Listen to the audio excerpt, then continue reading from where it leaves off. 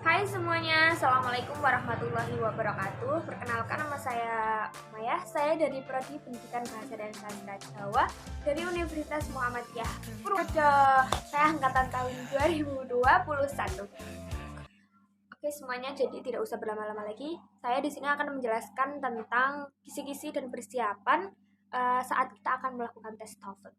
Jadi teman-teman, saat melakukan tes TOEFL, kemampuan bahasa Inggris kita itu akan diuji dengan 5 tahap, yaitu ada listening, ada reading, ada structure and written expression, ada speaking, dan ada writing.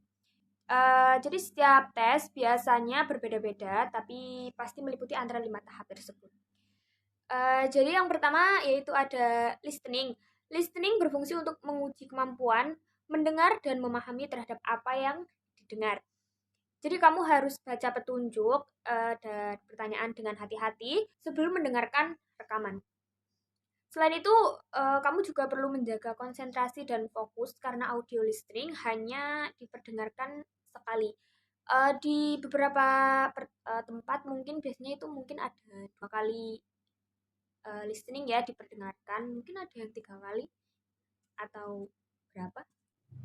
Nah, biasanya pertanyaan yang sering muncul dalam sesi listening akan seperti ini contohnya ya. Yang pertama itu mungkin ada what is the main topic of the lecture? Terus yang kedua ada what is the lecture mainly about? Terus yang ketiga mungkin ada why does the professor ask? Yang keempat ada why is the student talking to? Dan yang terakhir mungkin what does the speaker mean when he says? Yang kedua, ada reading. Sesi reading bertujuan untuk menguji kemampuan kamu dalam memahami, menginterpretasikan, dan menganalisa sebuah teks atau bacaan mengenai berbagai macam topik. Jadi biasanya topik bacaan akan berkaitan dengan masalah-masalah akademik maupun sesuatu yang umum. Yang perlu kamu lakukan saat sesi ini adalah dengan menerapkan teknik membaca cepat seperti skimming dan scanning. Lalu gunakan finger tracking, yaitu menggerakkan jari kamu dari atas ke bawah sehingga membantu membiasakan mata bergerak lebih cepat. Yang ketiga ada struktur dan written expression. Struktur and written expression biasanya akan kamu temui dalam tes TOEFL PBT.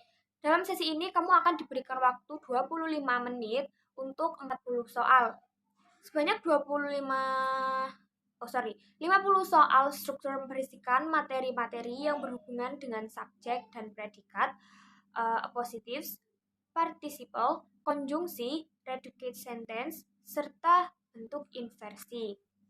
Lalu 25 soal written expression berisikan materi yang berhubungan dengan subjek dan kata kerja, bentuk dan fungsi kata kerja, parallel struktur, comparative, dan superlatives, passive voice, kata benda, artikel, kata ganti, kata sifat, dan kata keterangan, serta kata depan. Jadi yang keempat ada writing. Pada tahap ini kamu akan diberikan sebuah topik untuk dikembangkan menjadi sebuah esai yang berisikan 250-300 kata. Kamu akan diberikan waktu sebanyak 30 menit untuk menulis sebuah esai. Dengan waktu yang cukup sedikit itu, kamu harus segera memahami tentang topik yang diminta. Setelah memiliki gambaran yang jelas tentang topik yang diberikan, maka selanjutnya dengan membuat kerangka yang berisikan ide utama kamu.